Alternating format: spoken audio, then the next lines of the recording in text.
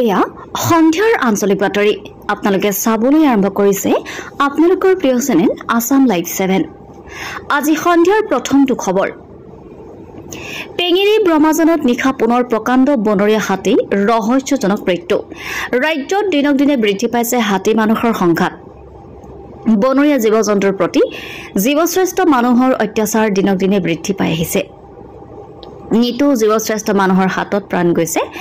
নিভূত জীৱ-জন্তুৰ আজি নিশা পেঙেৰী ব্ৰহ্মাজানত এটা বনৰীয়া হাতী অস্বাভাৱিক মৃত্যুৰ খবৰে সচেতন মহলত তীব্ৰ চাঞ্চল্যৰ সৃষ্টি কৰিছে বনাঞ্চলৰ পৰিসৰ হ্ৰাস পাই অহাৰ ফলত বন্যপ্ৰাণীসমূহে খাদ্যৰ সন্ধানত বনাঞ্চলৰ পৰা জনাঞ্চললৈ ওলাই আহিবলৈ বাধ্য হৈ পৰিছে বিশেষকৈ বনাঞ্চলৰ পৰা জনাঞ্চললৈ ওলাই অহা বনৰীয়া হাতীৰ অস্বাভাৱিক মৃত্যুৱে প্ৰায় সংবাদ শিৰোনাম দখল কৰে ইয়াৰ পিছতো কিন্তু ৰাজ্যৰ বন বিভাগ কুম্ভকৰ্ণ নিদ্ৰাত বন্যপ্ৰাণীক সুৰক্ষা দিয়াত সম্পূৰ্ণৰূপে বিফল বন বিভাগে মৃত বন্যপ্ৰাণীসমূহৰ মৰণোত্তৰ পৰীক্ষা কৰি দায়িত্ব সামৰে পৰৱৰ্তী সময়ত কি প্ৰতিবেদন আহিল একো জানিব পৰা নাযায় অপ্ৰিয় হলেও সত্য যে বন্য জীৱ-জন্তুসমূহৰ মৃত্যুৰ কাৰণ কিন্তু একাংশ অসাধু মানুহে সচেতন মহলৰ সন্দেহ বন বিভাগৰ বিষয়া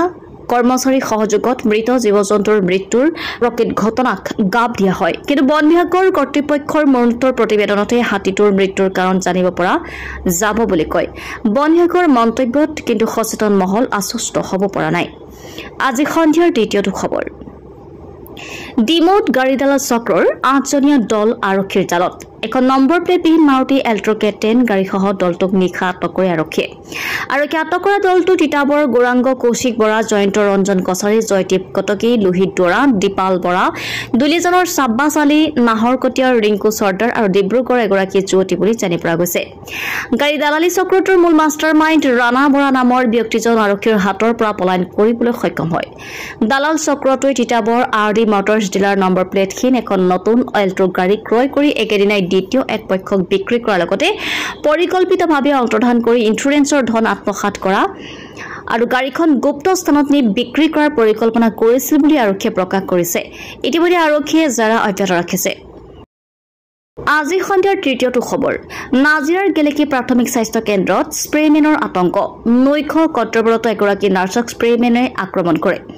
যোৱা নিশা প্ৰায় 1 মান বজাত দুৰ্বৃত্তই নিশা এগৰাকী কৰ্তব্যৰত এগৰাকী নাৰ্ছক হঠাৎ আহি স্প্ৰে আক্ৰমণ কৰাৰ ফলত নাৰ্ছগৰাকী অচেতন হৈ পৰে পুৱা প্ৰায় 5 মান বজালৈকে নাৰ্ছগৰাকী অচেতন হৈ পৰি থাকে কৰ্তব্য কোঠাতে তাৎপৰ্যপূৰ্ণ কথাটো হ'ল উক্ত প্ৰাথমিক স্বাস্থ্য কেন্দ্ৰত নৈশ পঢ়াৰ বাবে এগৰাকী চতুৰ্থ বৰ্গৰ কৰ্মচাৰী থকাৰ পিছতো কিয় এনেধৰণৰ অনাকাংক্ষিত ঘটনা সংঘটিত হ'বলৈ পালে তাক লৈ ইতিমধ্যে বিভিন্ন প্ৰশ্নৰ অৱতাৰণা হৈছে ইয়াৰ উপৰি গেলেকী স্বাস্থ্য কেন্দ্ৰত স্থাপন কৰা চিচিটিভি কেমেৰা বিকল হোৱাক লৈ এতিয়া উক্ত বিষয়টোৰ ৰহস্যৰ আৱৰ্তত সোমাই পৰিছে এই সমগ্ৰ ঘটনাৰ সন্দৰ্ভত প্ৰাক্তন আছু নেতা আৰু দল সংগঠনে গেলেকী খণ্ড প্ৰাথমিক স্বাস্থ্য কেন্দ্ৰত উপস্থিত হৈ নাজিৰা মহকুমাৰ স্বাস্থ্য বিষয়াৰ লগত সমগ্ৰ বিষয়টোৰ ওপৰত বুজ লয় লগতে এগৰাকী নাৰ্ছৰ লগত এনেধৰণৰ অনাকাংক্ষিত ঘটনা সংঘটিত হোৱা ঘটনাক তীব্ৰ ভাষাৰে গৰিহণা দিয়ে আজি সন্ধিয়াৰ চতুৰ্থটো খবৰ কলিয়াবৰত পথ দুৰ্ঘটনা দুজন আহত কলিয়াবৰ জখলাবনা মিলন সংঘৰ সন্মুখত সংঘটিত হৈছে পথ দুৰ্ঘটনা তীব্ৰবেগী দুখন মটৰচাইকেলৰ মাজত সংঘটিত হয় মুখামুখি সংঘৰ্ষ ঘটনাস্থলীত জখলাবনা আৰক্ষী উপস্থিত হৈ আহত যুৱক দুজনক ততাতৈকৈ কলিয়াবৰ মহকুমা অসামৰিক চিকিৎসালয়লৈ প্ৰেৰণ কৰে অৱশ্যে আহত লোক দুজনৰ পৰিচয় এই মুহূৰ্তলৈকে জানিব পৰা হোৱা নাই আজি সন্ধিয়াৰ পঞ্চমটো খবৰ কলিয়াবৰত আন্তঃৰাষ্ট্ৰীয় যোগ দিৱস উদযাপন যোগাসনে শৰীৰৰ লগতে মন সুস্থ কৰে হয় আজি 10ম আন্তঃৰাষ্ট্ৰীয় যোগ দিৱস আৰু কেন্দ্ৰীয় চৰকাৰ নিৰ্দেশানুক্ৰমে ৰাজ্যৰ ভিন্ন প্ৰান্তৰ লগতে ঐতিহ্যমণ্ডিত কলিয়াবৰ শিলঘাটত কলিয়াবৰ মহকুমা প্ৰশাসনৰ ব্যৱস্থাপনাত কলিয়াবৰীয়া ৰাজ্যৰ সহযোগত অনুষ্ঠিত হয় যোগ দিৱস অসমৰ দ্বিতীয় শক্তিপীঠ মা কামাখ্যা দেৱালয়ৰ সন্মুখেৰে বৈ যোৱা মহাবাহু ব্ৰহ্মপুত্ৰৰ পাৰত আয়োজন কৰা এই যোগাসন কাৰ্যসূচীত মহকুমা প্ৰশাসনৰ লগত কলিয়াবৰৰ ভিন্ন প্ৰান্তৰ অনুষ্ঠান প্ৰতিষ্ঠানৰ বিষয়ববীয়া সকলেও অংশগ্ৰহণ কৰা দেখিবলৈ পোৱা গ'ল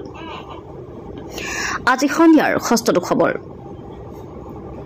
যোৰহাটৰ যোগ দিৱসত মন্ত্ৰী অতুল বৰা সমগ্ৰ বিশ্বতে আজি পালন কৰা হৈছে 10ম আন্তঃৰাষ্ট্ৰীয় যোগ দিৱস যোৰহাটতো জিলা প্ৰশাসনৰ উদ্যোগত যোৰহাটৰ চন্দ্ৰকমল বেজবৰুৱা বাণিজ্য মহাবিদ্যালয়ৰ প্ৰেক্ষাগৃহত যোগ দিৱস পালন কৰা হয় যোগ দিৱসত অংশগ্ৰহণ কৰি কৃষি মন্ত্ৰী অতুল বৰাই জিলা আয়ুক্ত পুলক মহন্ত আৰু প্ৰশাসনৰ আন বিষয়া কৰ্মচাৰীয়ে যোগ দিৱসত ভাগ লয় মহাবিদ্যালয়খনৰ শিক্ষক শিক্ষয়িত্ৰী ছাত্ৰ ছাত্ৰীসকলেও যোগত অংশগ্ৰহণ কৰে আজি সন্ধিয়াৰ সপ্তমটো খবৰ মুখ্যমন্ত্ৰী হিমন্ত বিশ্ব শৰ্মা ঐতিহাসিক গহপুৰ ভোলাগুৰি চাহ বাগিচাত কনকলতা বিশ্ববিদ্যালয়ৰ বাবে আবণ্টিত ভূমি পৰিদৰ্শন আজি মুখ্যমন্ত্ৰী হিমন্ত বিশ্ব শৰ্মা উপস্থিত হৈছেহি ঐতিহাসিক গহপুৰ ভোলাগুৰি চাহ বাগিচাত বাগিচাখনত 600 বিঘা ভূমিত নিৰ্মাণ হ'বলগীয়া কনকলতা বিশ্ববিদ্যালয়ৰ বাবে আবণ্টিত ভূমি পৰিদৰ্শন কৰে মুখ্যমন্ত্ৰীগৰাকীয়ে কিছুদিনৰ ভিতৰতে অসম চৰকাৰে বিশ্ববিদ্যালয়খনৰ নিৰ্মাণ কাৰ্যৰ শুভাৰম্ভণি কৰিব এই বিশ্ববিদ্যালয়খনে উত্তৰ অসমৰ শৈক্ষিক দিশত অগ্ৰণী ভূমিকা গ্ৰহণ কৰিব আজি সন্ধিয়াৰ অষ্টমটো খবৰ